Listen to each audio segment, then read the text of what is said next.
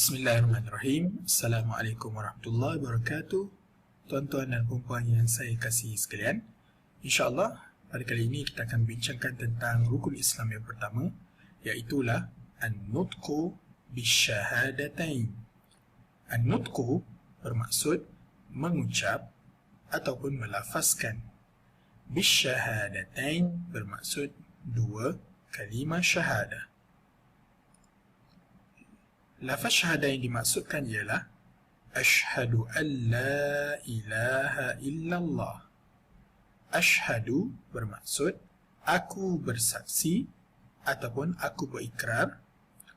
An la ilaha, bahawa tiada, la tiada, ilaha Tuhan, illa melainkan Allah. Ashhadu an la ilaha, aku bersaksi ataupun aku berikrar bahawa tiada Tuhan illallah, melainkan Allah Subhanahu wa ta'ala. Seterusnya, wa ashhadu anna Muhammadar Rasulullah. Wa ashhadu, dan aku bersaksi ataupun aku berikrar, anna Muhammadan, bahawa Nabi Muhammad Rasulullah adalah pesuruh ataupun Rasul kepada Allah. Syukran jazilan. Wassalamualaikum warahmatullahi wabarakatuh.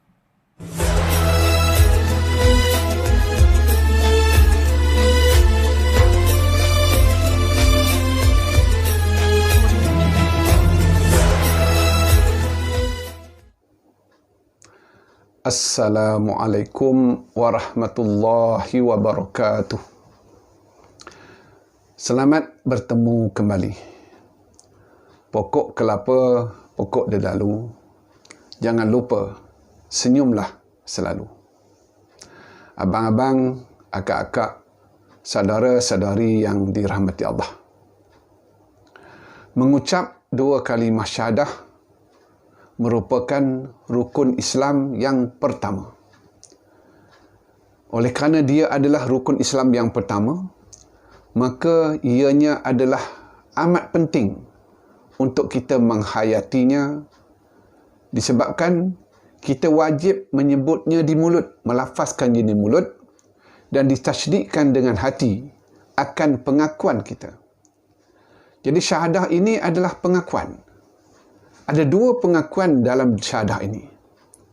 Iaitu pengakuan yang pertama, syahadah yang pertama, kita mengaku tiada Tuhan yang lain yang kita sembah, melainkan kita hanya menyembah Allah Subhanahu wa ta'ala. Dan syahadah yang kedua, pengakuan yang kedua, kita mengaku sesungguhnya Nabi Muhammad sallallahu alaihi wasallam adalah pesuruh Allah, adalah utusan Allah yang dihantarkan kepada kita. Tapi apabila menyebut syahadah ini, masih ada di kalangan kita yang cuai, yang tidak menyebutnya dengan sempurna, dengan betul. Kita takut bila kita cuai dan leka dalam sebutan-sebutan lafaz itu, maka pengakuan kita itu tidak sempurna dan takut tidak diterima oleh Allah Subhanahu wa ta'ala. Syahadah ini amat penting. Sebab itulah dia disebutkan sebagai mengucap dua kalimah syahadah. Maka kita kena sebut dia, kita kena lafaz dia, kita kena baca dia dengan paling sempurna, mengikut ketetapan-ketetapan dalam memelihara hurufnya dari segi makhraj dan sifat, memelihara sabdu dan tasydid, serta memelihara hukum-hukum tajwidnya. Jadi, abang-abang, akak-akak, saudara-saudari, marilah kita melihat syahadah ini agar kita dapat memperbetulkan dan memperelokkan lafaz sebutan dua kalimah syahadah.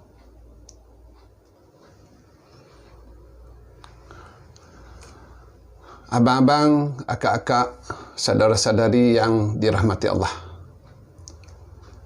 Jadi terlebih dahulu, marilah kita sama-sama mengucapkan dua kalimah syahadah ini. Asyhadu an la ilaha illallah wa asyhadu anna Muhammadar Rasulullah. Apabila kita menyebut serta melafazkan kedua-dua kalimah syahadah ini, sebagaimana yang telah saya sebutkan tadi, pertama kita kena memelihara sebutan-sebutan huruf dari segi makhrajnya dan sifatnya. Kemudian kita juga hendaklah memelihara kalimah-kalimah terutama dari segi hukum-hukum tajwidnya.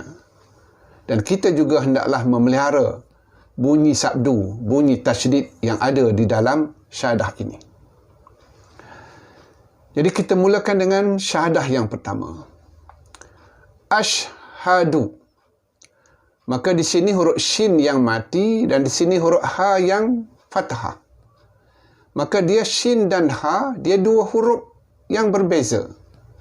Maka kena disebut, melafazkannya dengan jelas bunyi shin dan bunyi ha. Sebab ada yang menyebutnya dengan bunyi asyhadu. Asyhadu, maka tidak ada bunyi ha ini. Maka kita kena jagalah shin, yang mana salah satu sifat yang penting adalah tafashi. Dan ha, makhrajnya adalah berhampiran dengan dada. Jadi kena sebut satu-satu. Asyhadu. Kemudian asyhadu alla. Al. Di sini adalah huruf alif. Maka kena sebut dia bunyi a. Sebab ada yang menyebutnya dengan bunyi waw. Asyhaduan, asyhadual, asyhadualla. Salah. Dia asyhadu alla. Alla. Nun mati bertemu dengan lam, maka dia idgham, memasukkan bunyi nun ke dalam lam. Alla. Asyhadu alla. Maka la ini lam alif. Lam alif dan tela, mad asli. Selepasnya adalah huruf alif. Maka datanglah hukum mad jaiz munfasil. Dalam qiraat Imam Asim yang kita amalkan di Malaysia ini, maka bunyi la ini mad jaiz munfasil 4 atau 5 harkat. Dan oleh kerana la ini bagi kalimah la ilaha, maka dia menjadi mad ta'zim, mad pengagungan. Maka sebaik-baiknya la ini dibaca panjang, boleh sehingga 6 harkat. Asyhadu an la ilaha. La yang kedua ini, maka mad asli 2 harkat saja. Kemudian ha illal. Illal. Jaga sabdu. Dia tidak memadai la ilaha illallah. Ha illallah tidak ada bunyi sabdu. Tak jaga tasydid. Ha illallah. Lallah. Maka sekali lagi ada bunyi sabdu yang kita wajib pelihara. Dan bila kita wakafkan di hujung ini, maka datanglah hukum mad arid lis sukun.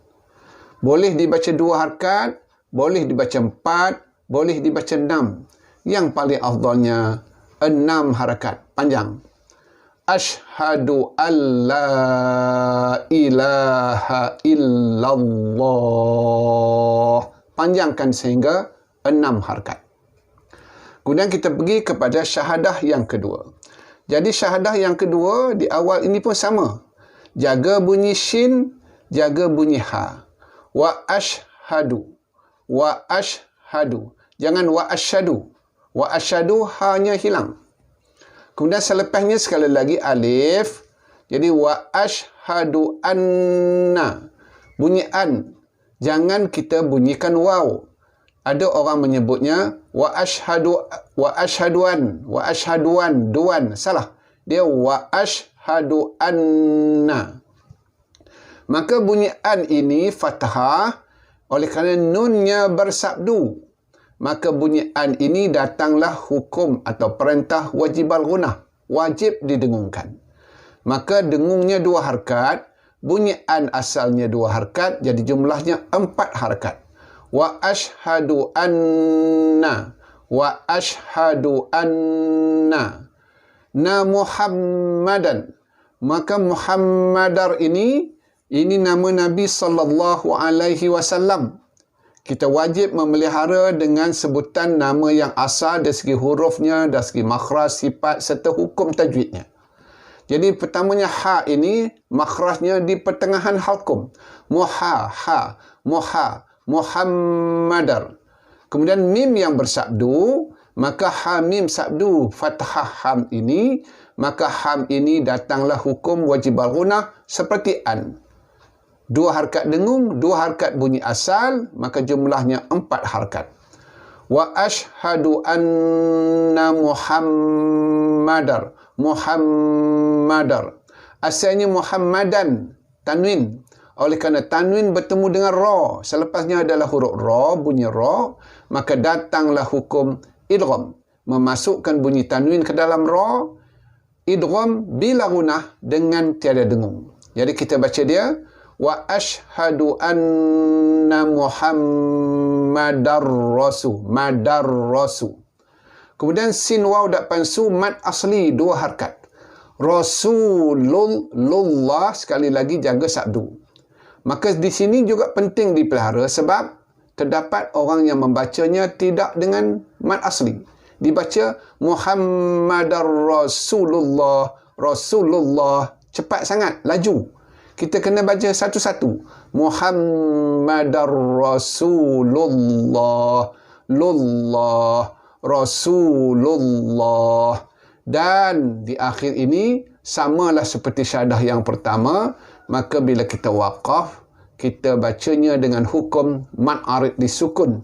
Boleh 2, boleh 4, boleh 6. Tapi yang afdalnya adalah 6 harakat panjang.